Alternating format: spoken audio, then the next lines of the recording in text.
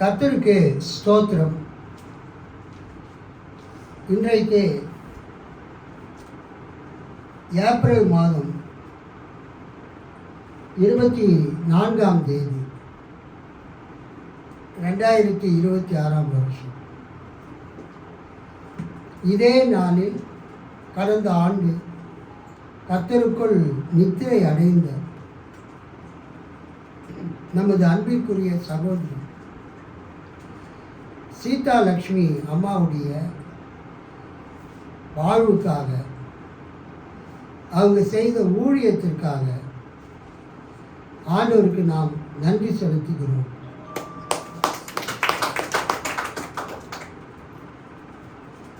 அவங்க இன்றைக்கு இறந்தது போன வருஷம், அது தேவ சித்தம். ஏன் என்றால் அவங்க யாருக்குமே எந்த தொந்தரவும் கொடுக்காதவங்க. ஈவன் மரணத்தில் கூட அவங்க யாருக்கும் தொந்தரவு கொடுக்கல. என் மகனுக்கு 23ஆம் தேதி நேற்று கல்யாண நாள். திருமணம் முடிஞ்சு நேற்று என்னுடைய மகன், மருமகள், பேர குழந்தை பிளஸிங் எல்லாரும் எங்கள் வீட்டுக்கு வந்து நாங்கள் அந்த 1ஆம் ஆண்டு திருமண நாள் அனைவரும் மகிழ்ச்சியோடு செலிப்ரேட் பண்ணும்படியாக, கொண்டாடும்படியாக கர்த்தர் உதவி செய்தார். அல்லேலூயா.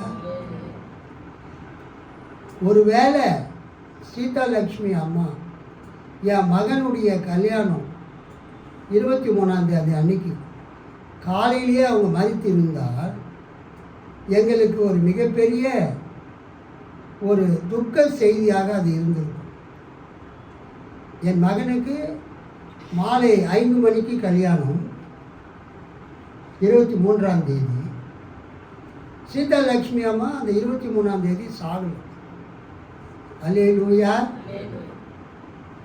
எங்கள் மகனுடைய கல்யாணம், ரிசப்ஷன் எல்லாம் சிறப்பாக முடிந்த பிறகு அன்றைக்கி நைட்டு தான் அவங்க கர்த்தருடைய ராஜ்யத்துக்கு அவங்க அழைக்கப்பட்டாங்க. அதுவே எங்களுக்கு ஒரு பெரிய மகிழ்ச்சி. இதனுடைய கல்யாணம் முடிந்த பிறகு அவங்க மறித்தது எங்களுக்கு மிகவும் மகிழ்ச்சி. ரெண்டாவது, சர்ச்சு இங்கே இருக்குது, ஐவேஸ் நகர் நம்பர் 4. அவங்க வீடு ஜஸ்ட்டு பிஹைண்ட் த சர்ச். சர்ச்சுக்கு பின்னால் தான் அவங்க வீடு இருக்குது. அவங்க உயிராக இருக்கிற வரைக்கும் அவங்க வீட்டுக்கு நான் போனதே இல்லை. அவங்க மரித்து போன பிறகு தான் அவங்க வீடே எங்கே இருக்குதுன்னு நான் போய் பார்த்தேன். ஆனால் இந்த சர்ச்சினுடைய சாவி, பைபிள் காலேஜை போட்டுறது, திறக்கிறது, க்ளீன் பண்ணுறது எல்லாமே அவங்க தான் பண்ணிகிட்டு இருக்கிறாங்க. அல்லேலூயா. அந்த பைபிள் காலேஜ் சாவி, சர்ச்சின் சாவி, 3 சாவியில் ஒரு சாவி அவங்கக்கிட்ட இருக்கு. ஒரு ரொம்ப நம்பிக்கையானவங்க. கர்த்தருக்கு ஸ்தோத்திரம்.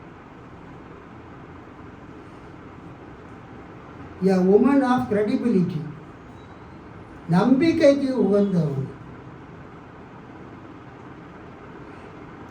நான் எங்கள் சர்ச்சில் அதிகமாக பேசுறது யாருக்கிட்டேன்னா பியூலா சிஸ்டர்கிட்ட தான்.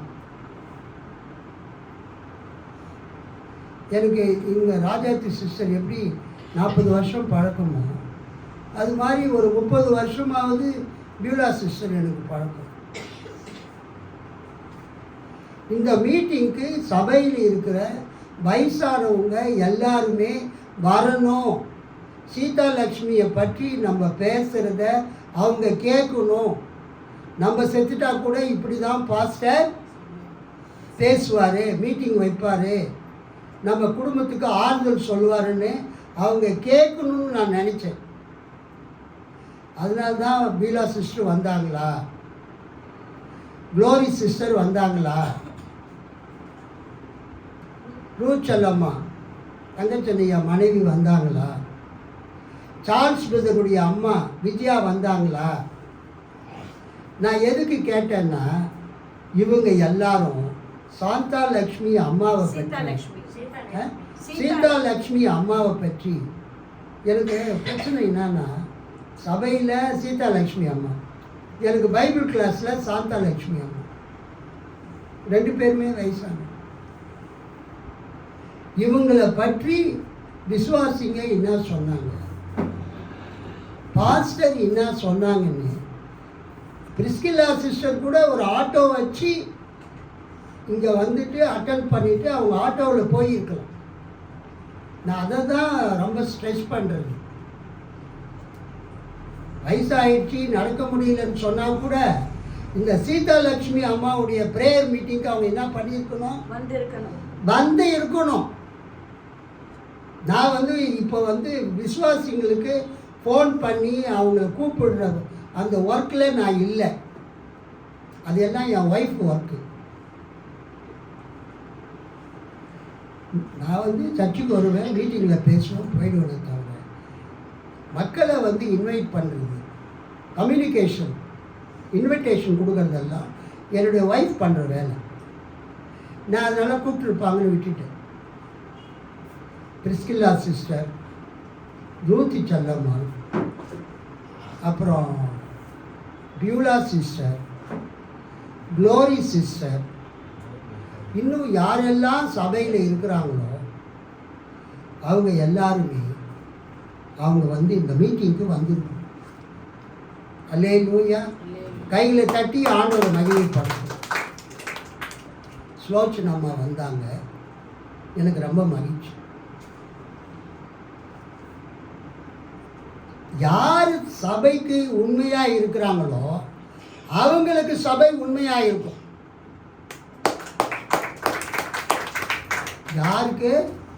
யார் சபைக்கு உண்மையாக இருக்கிறாங்களோ, those who are loyal to the church will be loyal to them. அவங்க படித்தவங்களோ படிக்காதவங்களோ, ஏழையோ பணக்காரங்களோ, மாடி வீட்டில் இருக்கிறாங்களோ கூரை வீட்டில் இருக்கிறாங்களோ, எங்களுக்கு அது முக்கியம் கிடையாது. நம்ம ஊழியத்துக்கு யார் சின்சியராக இருக்கிறாங்க, நம்மளை யார் நேசிக்கிறாங்க, சபையில் நடக்கிற மீட்டிங்கெல்லாம் யார் ஒழுங்காக வராங்க, அவங்கள நாங்கள் மறக்கவே மாட்டோம். அவங்களுக்கு நாங்கள் எப்போதுமே முதலிடம் கொடுப்போம்.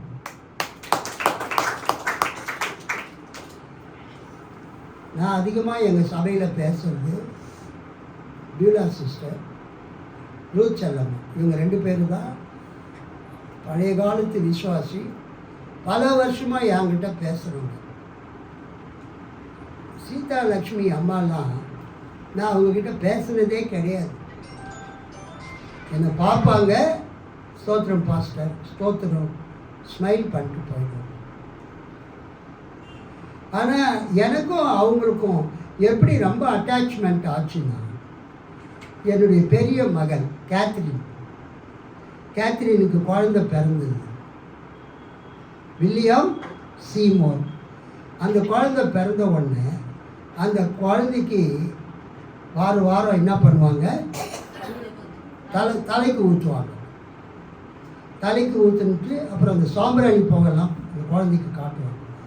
எங்கள் பேரன் வில்லியம் சீமோருடைய அந்த தலைமுடி நிறையா இருக்கும், கொசன்னு அவனுக்கு இருக்கும், ரொம்ப அழகாக இருப்பான் அந்த முடியில்.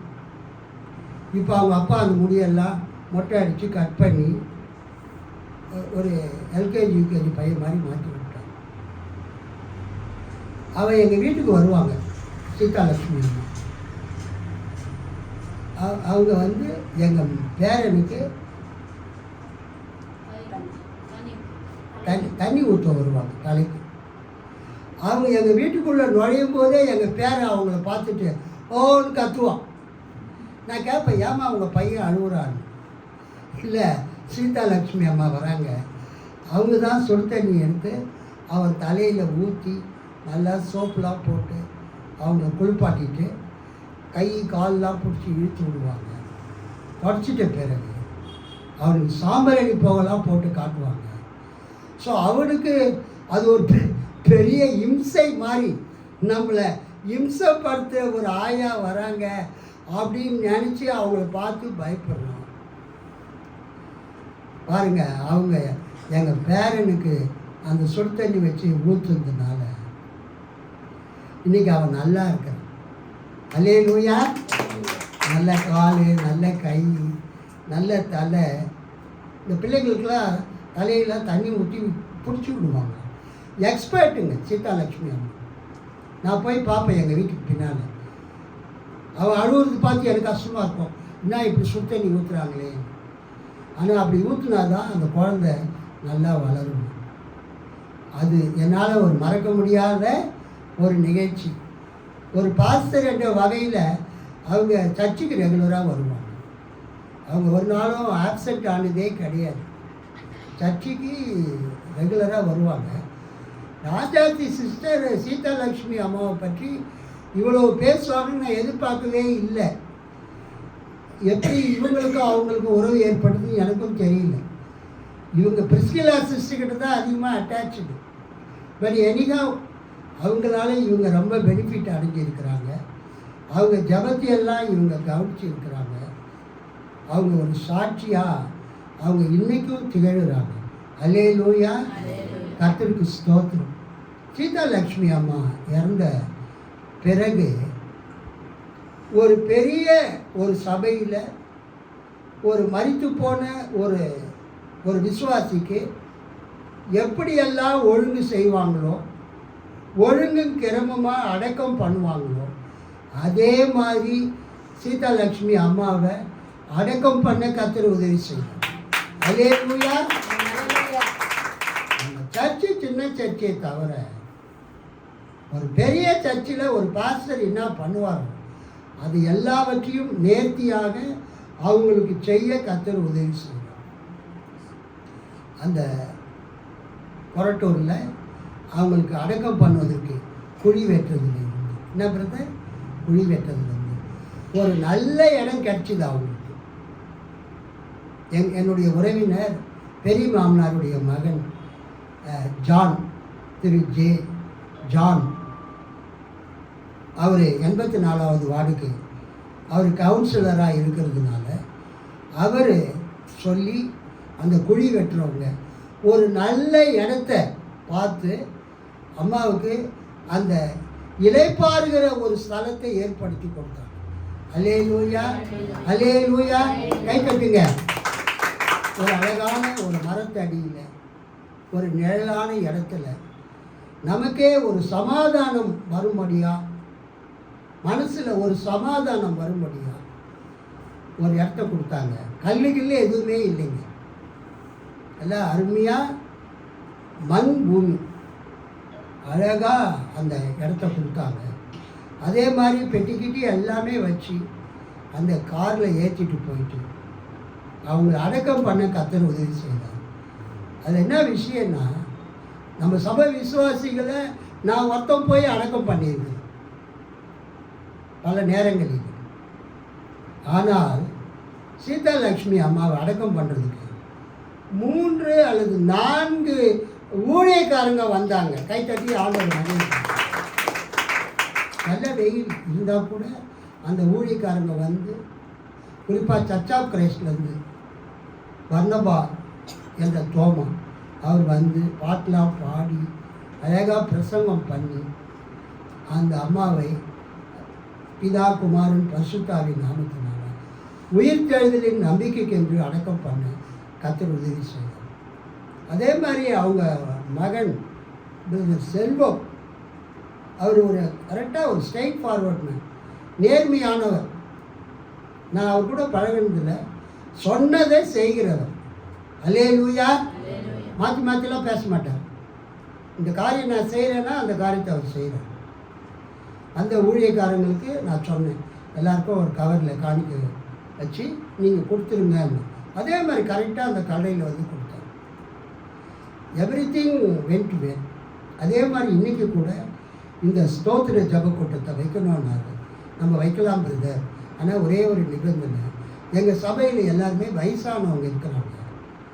சீதாலட்சுமி அம்மா வீடு 3வது மாடியில் இருக்குது. அந்த மாடியில் அவங்க ஏறி வர்றதுக்கு நிறைய பேர் பயப்படுவாங்க. அதனால் நீங்கள் எங்கள் சர்ச்சில் வச்சுருங்க, நாங்கள் வந்து என்ன பண்ணுறோம், அவங்களுக்காக ஜெபம் பண்ணுறோம், உங்களுக்காக ஜெபிக்கிறோம். அவங்க ஆத்துமா கண்டிப்பாக கர்த்தருடைய ராஜ்யத்தில் அவங்க அங்கே இருப்பாங்க. அப்படின்னு சொன்னார். அதே மாதிரி எல்லாவற்றையும் அவர் நேர்த்தியாக செய்து முடித்தார். ஸோ ஒரு வசனத்தை வாசிப்போம். இதை வாசித்து நான் முடிக்க விரும்புகிறேன். சங்கீதம் 116 15ஆம் வருஷம். கர்த்தருடைய பரிசுத்தவான்களின் மரணம் அவர் பார்வைக்கு அருமையானது. ஆமென். கர்த்தருடைய பரிசுத்தவான்களின் மரணம் அவர் பார்வைக்கு அருமையானது.